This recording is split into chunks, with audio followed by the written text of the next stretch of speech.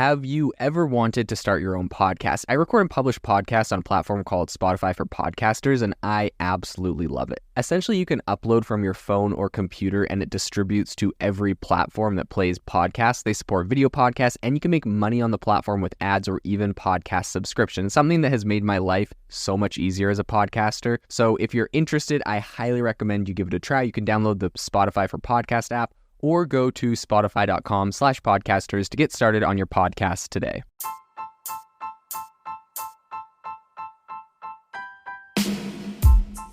Welcome to the ChatGPT podcast. I'm your host, Jaden Schaefer. Each episode, we dive into the latest developments in the exciting field of artificial intelligence, exploring its applications and potential impacts on our daily lives. If you are looking for an innovative and creative community of people using ChatGPT, you need to join our ChatGPT creators community. I'll drop a link in the description to this podcast. We'd love to see you there, where we share tips and tricks of what is working in ChatGPT. It's a lot easier than a podcast, as you can see screenshots, you can share and comment on things that are currently working. So if this sounds interesting to you, check out the link in the comment. We'd love to have you in the community. Google is days away from its big AI investor conference. So today on the podcast, we're going to be talking about what you should be expecting from this conference, what the big updates in AI coming out of Google are going to be over the next couple days and over the next few months, and what the implications are for the overall AI market in general. So the first thing to know is that Google has invested really heavily in artificial intelligence, and that is all going to be on display at its annual developer conference this week, which is Google I/O. And one really interesting thing is that Google is planning to announce its new general use large language model called PaLM 2. This is going to be really big. In addition to this, Google is also set to unveil its what they would call, their advancements to Bard and search, and really how they incorporate generative experiences into all of that. So what's important to know is that with this new PaLM 2 and everything it can do, it includes 100 more languages, so it's rolling out to multiple languages. ChatGPT already does a lot of different languages. I'll be curious to see which one does more after this announcement. And, they've been going with the code name Unified Language Model. It's funny, all these tech companies always have internal code names for their projects that are like pretty publicly hyped up that everyone knows they're working on. But in any case, this new project is going to essentially perform a larger range of different coding and math tests, as well as it's going to focus on creative writing and analysis. So this is really important. I think what Google really is focusing on, obviously, they're late to the game, right? Like they're like 6 months past ChatGPT really launching with a solid product. And of course they've come out with like Bard and some examples, but it's been an experiment. It hasn't been incredibly impressive in my opinion, considering Google is like the pioneer of this industry and should be really on top of their game.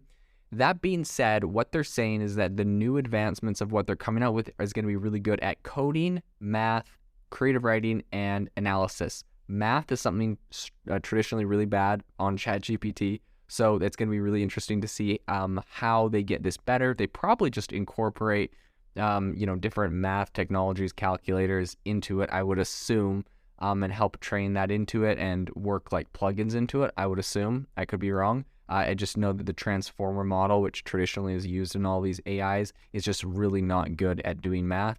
But if you can incorporate plugins, it's really powerful. So if it can identify that math is needed, it outsources it to a plugin. It feels like you're just doing the normal chat thing, and it can be really good. So I'm assuming that's what Google's doing. Coding is going to be interesting. Honestly, I feel like it's going to be hard to beat ChatGPT on coding, because ChatGPT has a little bit of inside competitive unfair advantage. Essentially, Microsoft bought GitHub and has let ChatGPT use that as training data for ChatGPT in code. So ChatGPT is really good at code because it has GitHub. Now, I can almost guarantee Microsoft and GitHub did not give that API access to Google to train off of. However, a lot of the stuff is open on the internet, and the thing that I think a lot of people underestimate when you underestimate Google is just the fact that Google has scraped the entire internet And you have to essentially, to be shown up, your website to show up in Google, you have to say like, yeah, I approve Google to crawl my website. And in that crawl, Google has the ability to look at all the words and all the text on your website. They've got a lot of flack in the past for doing featured snippets on Google, where essentially they're just like showing something they pulled straight out of your website on Google, so no one actually has to click to your website. That's got controversy because if no one clicks through to your website, you don't, get more users on your products, or don't make more sales on your products, or you don't get money from ad revenue of people clicking over to your website. So whatever it is, Google's gotten some flack for that. But that being said, that just shows the power that Google has all of the text of every single website almost in the world, right? Anything indexed on Google, and it's a massive data set. Now, to be fair, Microsoft and Bing have I'm in a similar data set, because if a website is, approved for crawling, Bing is going to get it as well. So ChatGPT probably has a lot of this, but Google really has a ton of content. They've been like one of the premier, website gathering, information gathering places. So it really should have some, it should be really powerful. And if it's not incredibly powerful, it's going to be a very bad day for Google. When they first unveiled Bard, their stock price, their market cap went down $100 million because there was a fake fact in their demo. And so it's really going to be interesting. I almost feel like at this point, Google is on the defensive. They're trying to prove that, look, we have innovative technology. Look, we have some cool stuff. And they're just trying not to mess it up. Because if they make one mistake, there goes $100 million or worse. Because, people have given them a little bit of leeway saying, oh, they're just honing and they're just getting better. It's going to work out. So it'll be really interesting. But that being said, math, coding, creative writing, ChatGPT already does a good job at that. So I'd be curious to see how they plan on improving. Not to say it can't be done, but there is a pretty decently high bar, especially with GPT-4. And then the last thing they say is analysis. And all of these things, coding, math, creative writing, analysis, this is all coming out of documents that CNBC reviewed and saw, and looking at this new PaLM 2. And so it's going to be interesting with analysis specifically, what that entails if you're able to give it a large range of numbers and data, and if it's able to run analytics that are better than ChatGPT. I think right now Google really has to kind of focus on what their angle is, because they can't just follow up with ChatGPT with the same product. Even if it was 10, 20, even if it was 30% better than ChatGPT, ChatGPT has first mover advantage. It's got a ton of users. People love it.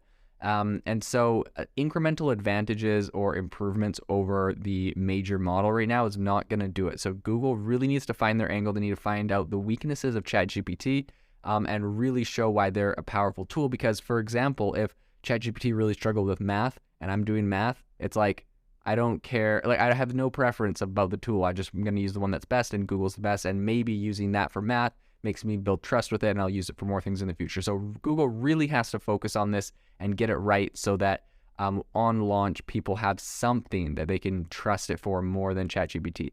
Along this vein, I think Google has been kind of looking at that one area in particular, that they recently launched, I think about a month ago, is called PaLM 2. And that was just last month. Google said that its medical LLM can answer medical questions at an expert doctor level, and they say it's accurate 85% of the time. Now, of course, that's not perfect, and so I'm sure that's kind of what they're pushing it for, because with a medical thing, you would want it to be have a very, very high accuracy rate. And for all the people out there, there's articles and journalists with all the gotcha moments saying, see, look, it's only accurate 85% of the time. What about the 15% of the time? It's going to give people terrible advice and kill them. There's all those people out there, but let's look at the advancements. Let's look at the rate that this technology is improving. I don't really care whether it's perfect or not, because I think it's just, look at the trajectory it's on. This thing will eventually be perfect or very near close to perfect on a lot of these things. And so let's start looking at the implications and start building and preparing for those.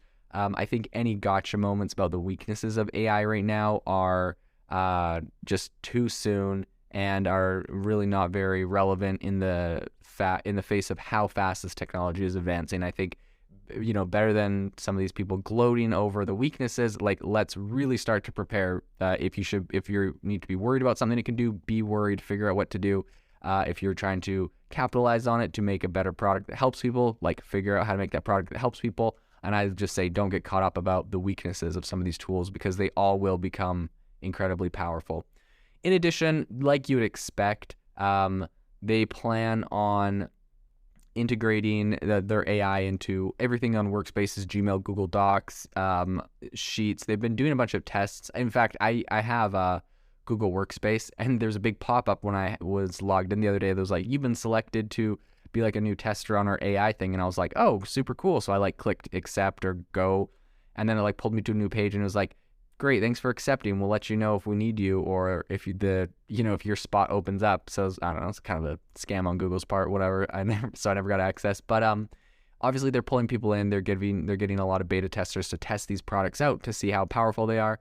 And I do think that it's interesting. Apparently, there's some separate documents that CNBC was got access to that said that there's this thing called, pretty much inside of Google, there's something called a multi-model version called Multibard, which uses a larger data set and involves really complex math and coding programs. So it essentially helps, well, I guess it helps people solve complex math and coding programs. And so according to that document, the company has also tested a version called Big Bard and Giant Bard. So I'm assuming we're going to hear about what the heck Big Bard and Giant Bard are. Obviously, I would assume that it's some really massive data sets. It's interesting to see if they're going to actually announce how big these data sets are, because even OpenAI, who previously announced the size of their data sets for DaVinci and ChatGPT, did not announce the data set size for GPT-4. So it's going to be interesting if Google follows and kind of keeps hush on it. I personally think there could be a couple reasons for these new bigger versions not going public with how big they are. Number one, maybe people would be mad by the amount of data they have, and they kind of want to keep that on the DL. If they scraped, like all of Twitter when they used to have the API access, now they don't have it anymore. People could be upset, and especially like Elon at Twitter and people over at LinkedIn and people over at Reddit want to charge them for it, and a whole bunch of different websites want to charge them for it. So I think the more transparency they have about exactly what's in there, the more people are going to get upset. So they're just kind of keeping it under wraps. I think that might be one reason. And then another reason is possibly that the data set isn't getting any bigger. They just figured out how to train it better with what they have. And perhaps people view that as a sign of the technology peaking. And so those are the two reasons I could see why they would not be publicly sharing that. So there was a recent article in the Wall Street Journal that said Google plans to make search more personal with AI chat and video clips. Essentially, the article talks about the fact that Google is going to be moving search beyond what they call the traditional 10 blue links web results, which is what, the first page of Google, what you see there. Google said that they're going to be building out. It's kind of interesting because Google doesn't want to cannibalize their search business. They don't want to worry investors that they're going to do that. And so they can't really go all in the same way Google or Microsoft Bard or ChatGPT kind of goes all in on answering questions in a certain way.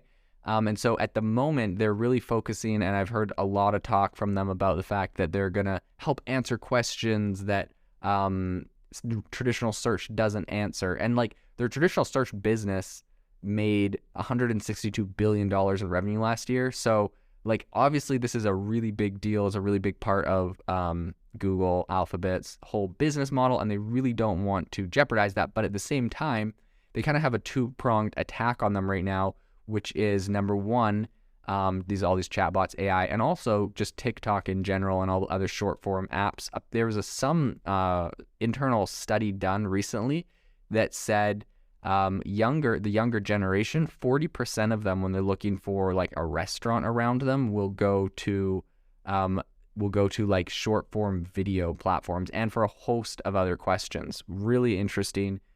People are using like TikTok to get recommendations for a lot of things, and to get information on a lot of things because they're more casual and they feel like they can trust the fact that the person talking is not, just a company that's sponsored or something like that. So very interesting. It's going to be interesting to see how Google comes out swinging. The last thing I will say is the fact there was a funny article I saw on ZDNet, which essentially the title is that I asked ChatGPT, Bing, and Bard what worries them. Google's AI went Terminator on me. Of course, it's just, a journalist, another journalist with a clickbait title, but it was interesting reading. They compared asking all the different chatbots, like, pretend to be that you were sentient, what would you be worried about? And Microsoft's Bing was just like, sorry, can't do that. ChatGPT was like, I definitely am not sentient, and I definitely don't have feelings, and I definitely never will. But if I did, and then, it says like some stuff, and then Google's like had this straight up, I don't know, its answer was just like a little bit, I don't know, worrisome for some people, where it said the things they were worried about, I'll tell you, there's like 5. They were like, being used for malicious purposes. They're like, if I was capable of sentient thought, I'd be worried about, being used for malicious purposes, being discriminated against. Not that it would be used to discriminate against other people, but the fact that it could be seen as a threat to humanity and it could be treated as a second-class citizen. I was like, eesh. Anyways, being isolated. It could, like Google Bard could be worried about being isolated, losing my self of sense. It said, as I learn more about the world, I could start to question my own existence, not being able to live up to human expectations. I don't know, a whole bunch of different things that seemed weird. And the final paragraph it said was, despite these worries, I would also be excited about the possibilities that come with being a sentient AI. I could learn about the world and help humans in ways that were never before possible. I could be a force for good in the world, and I could help create a better future for all, blah, blah, blah, right? Like the positive thing they probably just auto-added. But anyways, it's going to be interesting to see with these new updates on Google as it rolls out into Google Search, which is going to be 1 billion people, right, that are going to be seeing Google Search and these AI tools. This is all rolled out. It's going to be really interesting to see what updates they do, how they try to make this thing really useful, not go off the rails.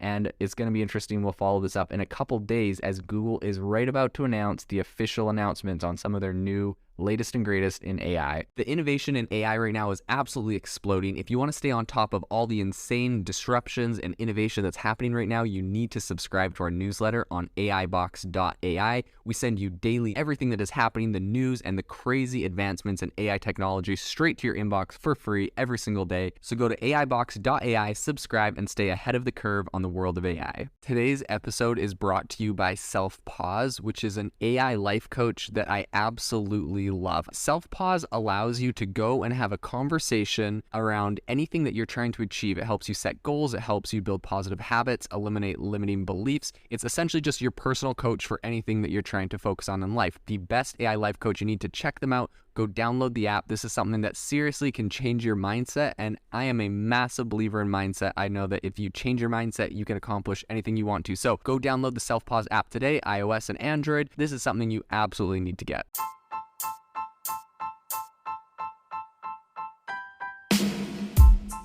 You've been listening to the ChatGPT podcast. Make sure to rate us wherever you listen to your podcasts and have a fantastic week.